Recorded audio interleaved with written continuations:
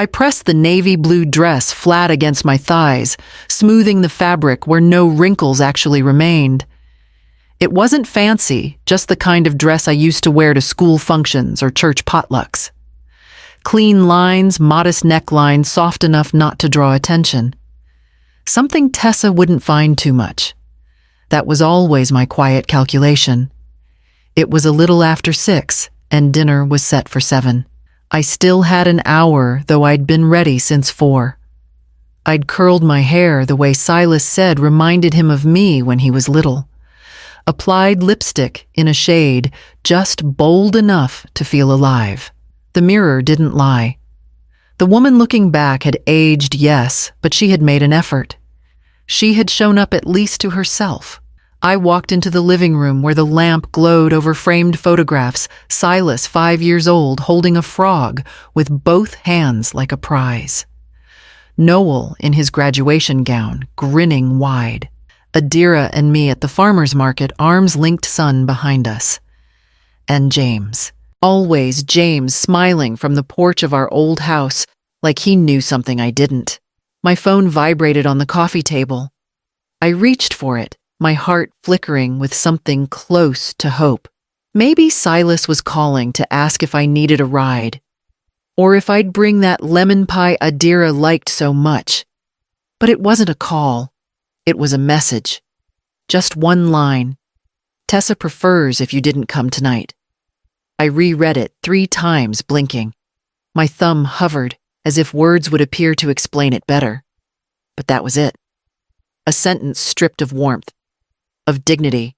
I sat down, dress still neat, hands folded, like they had something to hold. There was no apology, no excuse. Just exclusion, quiet and deliberate. The air in the room felt tighter, the lamp too bright. For a moment I stared at the screen, waiting for more. A second text. A correction. A sorry. Nothing came. I stood up. Slowly. Walked over to the hallway and opened the bottom drawer of the desk, the one where I kept every receipt, every document, every record. And I pulled out the folder labeled Silas. The folder was thick, the kind that sagged open at the edges from years of quiet accumulation. I'd labeled it with his name in blue ink nearly 2 decades ago, back when I believed a mother's giving was a kind of insurance against loneliness.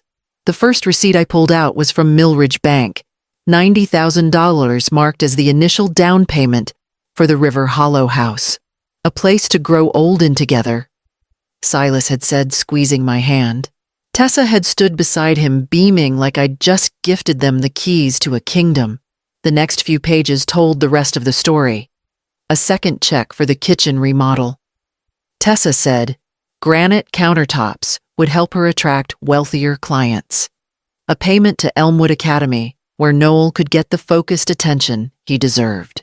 I remembered signing that tuition form without hesitation just after James passed. My grief was still fresh, and pouring my love into Silas's family felt like something to hold on to. Another set of receipts this time for a loan to help Silas launch his inspection business. Just a boost, Mom, he'd said. We'll pay you back once things stabilize. The business dissolved 12 months later. No mention of repayment. Just silence and the next request. I kept flipping. Dance camp for Adira money I never questioned. I didn't regret that one. She wrote me thank you letters on pink stationery and called every Sunday, without fail. But the rest, vet bills for their dog credit card payoff, just this once emergency plumbing, new tires, replacement phone, it read like a history of their comfort, built on my quiet permission. Each sheet whispered something I hadn't wanted to hear. I wasn't being appreciated. I was being used, and I let them. The folder's weight settled in my lap. I thought of Tessa's text again, so clean and clipped. Tessa prefers if you didn't come tonight. I'd paid for the home they were dining in. I'd bought the table they'd be sitting at, but there was no room for me. I stood up and walked to the kitchen where the cordless phone sat on its cradle. I picked it up and dialed the bank. The woman on the other end of the line was polite, almost cheerful. "Good evening, Ms. Delaney." "How can I assist you today?" I gave my name, answered her security questions, and then cleared my throat. "I'd like to suspend all automatic payments and transfers, every single one, effective immediately." There was a pause. I could hear the click of her keyboard. "All of them." "Yes, all." She hesitated, voice softening. "You have quite a few regular payments, Ms. Delaney." I closed my eyes and exhaled. "I know." Another click. "According to our system, you currently have 173 scheduled transfers and auto drafts across 3 accounts. That includes the mortgage assistance to your son tuition support, utilities, vehicle insurance, and recurring household reimbursements." It sounded so clinical, so tidy. I pictured each of those transactions as threads knotted tightly around me, pulling with every bill and reminder. I'd let them grow year after year, mistaking the weight of them for love. "We can place a full temporary hold, pending in-branch authorization," she continued. "You just need to stop by to finalize everything." "Start the suspension now," I said. "I'll be in tomorrow morning." She confirmed the changes, thanked me, and ended the call. The silence that followed felt heavier than the folder still open on my desk. I reached for the last page, another transfer to Tessa's business card. Just last week. A birthday gift, she'd said. For a client dinner. I hadn't been invited to that either. I closed the folder slowly. Not out of sadness, but because something inside me had shifted. I wasn't angry. Not yet. I was awake. I walked back to the living room and sat in the armchair across from the photo of James. The one where he's holding a fishing rod, grinning like he'd caught the world. "I did what you'd have done," I whispered. "And tomorrow, I finish the job." The phone buzzed just after I'd set the folder back in the drawer. I nearly didn't check it, thinking it would be Silas again. Another excuse. Or worse. Silence stretched further. But it wasn't him. "Grandma? Are you still coming? Dad said you were the guest of honor tonight. I made that salad you like. Been waiting all day. Adira." My fingers hovered above the screen. She didn't know. Silas hadn't told her. Or maybe he'd planned to smooth it over afterward the way he always had. I pictured her standing in that kitchen I helped remodel, proud of something she made, expecting me to walk through the door with a smile. I typed back slowly. "Sweetheart, I don't think your parents want me there tonight. I'll see you another time. Love you." The reply came fast. "What Dad said, you had to be there. He kept talking about how much you mean to everyone." I didn't answer. Not because I didn't want to, but because there was nothing else I could say that wouldn't make her choose between what she saw and what she felt. Adira had always been different, quiet, observant. She called me just to say hello, not to ask for anything. When I gave her gifts, she made cards by hand. She noticed when I was tired. It struck me then like cold water in the face. The one person who saw me fully wasn't my son. It was his daughter. I sat down at the desk again, but not to open the folder. I reached for the notepad I kept for grocery lists and wrote a name across the top. Mr. Whitley. Then I wrote 2 words beneath it. Update Will. He didn't knock, just opened the screen door and stepped inside like he still lived here. His face was tight with panic, voice already rising. "Why are the payments bouncing?" "I got calls from the mortgage company and the school. Noelle's tuition didn't go through. What's going on?" I stayed seated at the table, folding the edge of a dish towel between my fingers. "I stopped them," I said. "All of them." His mouth opened, then shut. For a moment, he looked like a boy again, lost, unsure, caught in something he didn't understand. "Mom, you can't just... we're depending on those payments. You know that." "Yes," I said quietly. "That's the problem." He ran a hand through his hair, a gesture that used to make me want to soothe him. Now, it just reminded me of every time he'd needed something and assumed I'd come running. "I made that mortgage possible, Silas. I paid for the remodel, the school, the car. I've kept this family from drowning for years." He sat across from me, his eyes darting. "You're upset." That text, Tessa shouldn't have sent it. She wasn't thinking. But you let it stand. Silas looked down. Tell me, I said gently. Name one thing you've done for me in the last 10 years that didn't involve asking for something. He didn't answer. Just shifted in his seat, shame mixing with irritation. That's what I thought. Mom, please. No, I said, standing. I won't be the safety net anymore. If you want a relationship, you'll have to build it without my money holding it up. He didn't slam the door when he left. That was something, at least. I waited until his car pulled away, then reached for my coat. It was time to see Mr. Whitley. She arrived the next morning in full armor makeup, flawless heels sharp against the porch, and a pastry box from that overpriced bakery she knows I like. Good morning, Irma, she said with a tight smile. I brought lemon tarts. Thought we could talk. I let her in. I didn't offer coffee. She sat down delicately like she owned the chair. Silas said you were upset. I told him we should have handled things differently. I said nothing. She opened the box with care, arranging the pastries between us like peace offerings. That message, I never meant to hurt you. It was just one of those moments, you know. Hosting a work dinner. Limited seating, last-minute stress. You didn't want me there, I said. That was clear. Tessa exhaled and placed a hand on her chest. I was trying to protect the mood. My clients, well, they can be sensitive.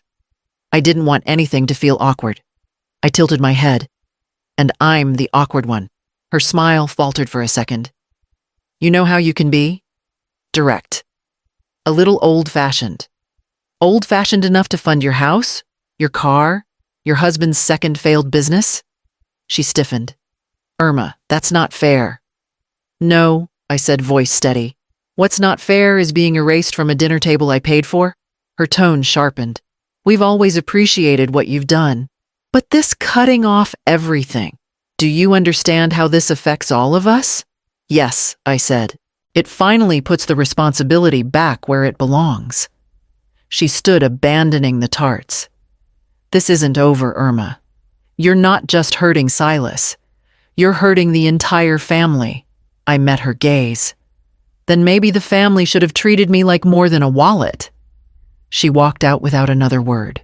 I picked up the tarts, closed the box, and slid them into the trash. Then I sat back down at the table, pulled out Mr. Whitley's card, and dialed his office.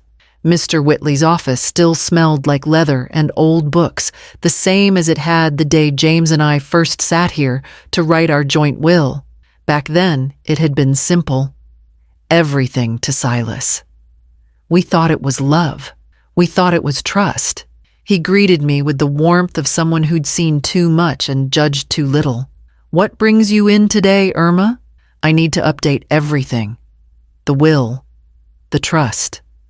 The beneficiaries. He nodded slowly, pushing aside a stack of folders. Tell me what's changed. I handed him a list I'd written out the night before in bed. Rebecca receives 40% of the estate.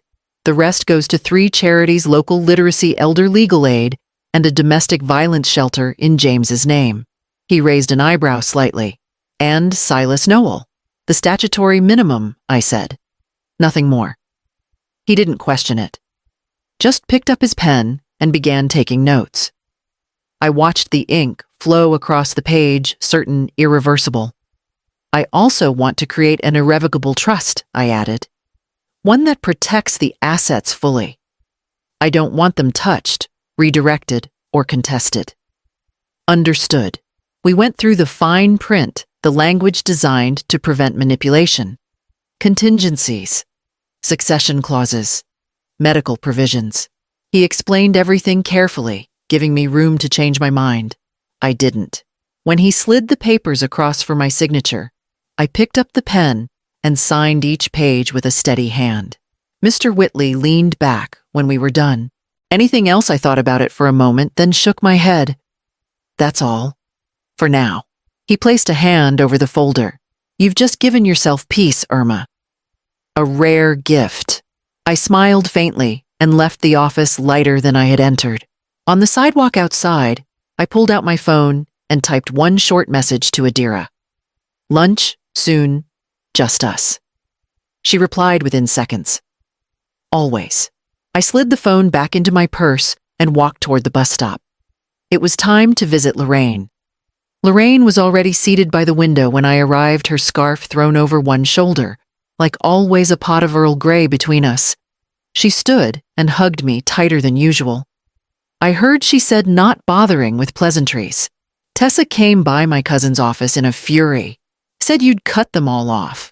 I sat down slowly. I didn't cut them off. I stopped feeding the illusion.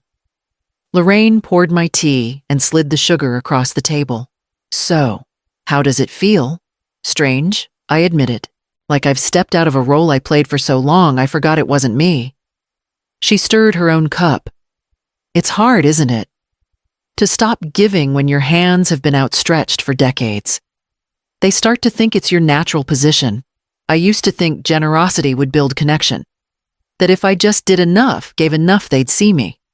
Not the money. Me. Lorraine looked at me gently. And did they? No, not really. She reached across the table, her fingers warm around mine. Then maybe it's your turn now. I smiled, but it trembled. It feels like betrayal, Lorraine. Like I've walked out of a house still on fire. She squeezed my hand. Maybe. Or maybe you just realized you were the only one burning. We sat in silence for a while, letting the weight of truth settle without rushing to dress it up. I'm thinking about going to Italy, I said at last. Lorraine's eyes lit up. Finally, James always wanted to go. I kept putting it off. Family needed me. Bills. Birthdays. Now there's no reason not to. She raised her cup. To the new Irma. I raised mine back. To finally living like I mean it. Later that afternoon, Noel showed up at my door. He knocked 3 times sharp and fast, like urgency could replace manners. When I opened the door, Noel looked as if he hadn't slept. Shirt-wrinkled eyes, puffy breath, already short with explanation. Grandma, I need help. My card's frozen. The bank's threatening legal action. I owe $7 grand. I just need a bridge. You've always helped me before. I stepped aside and let him in. He paced the living room while I sat. It's not like I've been irresponsible. I didn't expect everything to fall apart at once. Rent's due, my car's past due. This could ruin my credit. I listened without interrupting. Then I stood, walked to the desk and pulled out a slip of paper. Francis Whitley is looking for an office assistant. Part-time. Nothing fancy, but it's steady work, and he's patient with people learning on the job. He stared at the paper like it was written in another language. I don't need a job. I need cash.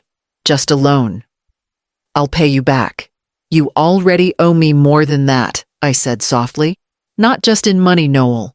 In truth. In time. In showing up. His mouth tightened. So that's it. You're cutting me off too. I'm giving you a door, I said. You have to decide whether you want to walk through it. He didn't take the paper. He muttered something under his breath, shoved his hands in his pockets and left. I stood by the window as he pulled away. I didn't cry. I didn't doubt. I just watched the road and waited for the knock I knew would come next. Silas had never been one to leave things alone. They came in 3 cars. I counted them from the window before the doorbell rang. Silas and Tessa in 1, Noel trailing in the 2nd, and in the 3rd faces I hadn't seen in years. Tessa's parents, her brother, and some distant cousin who once asked me for money to fix a boat. The bell rang sharp and fast, and I opened the door to find Tessa smiling like a hostess at her own event. We thought it would help to talk, as a family. She swept in without waiting for an answer, ushering everyone into the living room, like she owned the walls. Silas followed his eyes, flicking toward mine, but not holding. Noel slouched in the corner, arms crossed, silent. I looked at the crowd gathered around my rug. You weren't invited, I said simply. Tessa's tone hardened. Irma, this affects all of us. What you've done. What I've done, I cut in, is stop letting you all confuse generosity with obligation. Her father started to speak, but I raised a hand. No, you don't get a vote. None of you do. This isn't a board meeting. Silas shifted forward in his seat. Mom, we're trying to salvage this. You can't just... I can, I said. And I have. You're not entitled to the life I helped you build. You're responsible for what you do with it now. Silas looked like he wanted to argue. Tessa stood indignant. We'll figure this out without you then. I opened the door. That's the first real thing you've said all day. They filed out in tense silence. Only Adira stayed behind, eyes soft with something that felt like understanding. I turned to her, grateful. She didn't speak, just reached for my hand. And in that moment, I finally knew what family still meant. Epilogue. The balcony in Florence. The sun dipped low over the terracotta rooftops, casting everything in that soft, impossible gold James once said only existed in postcards. Lorraine sat beside me, scribbling in her journal between sips of wine, her laughter echoing off the old stone walls. My phone buzzed gently on the table. I glanced at the screen. A message from Adira Grandma. I wish you could see how proud I am of you. I smiled, not replying just yet. Some words are better held close. Another buzz. Silas. I turned the phone over, face down. That part of my life no longer ran on urgency. In front of us, the Arno shimmered in the light. I'd dreamed of this place for years, tucked it behind obligations, told myself it was too selfish, too indulgent. Now I knew better. The freedom didn't come from boarding a plane or leaving a country. It came from stepping out of a role I was never meant to play forever, from choosing to be a woman, not just a mother. I raised my glass to Lorraine, to Adira, to the part of me that finally woke up. And somewhere between sunset and the second glass, I started writing my own story.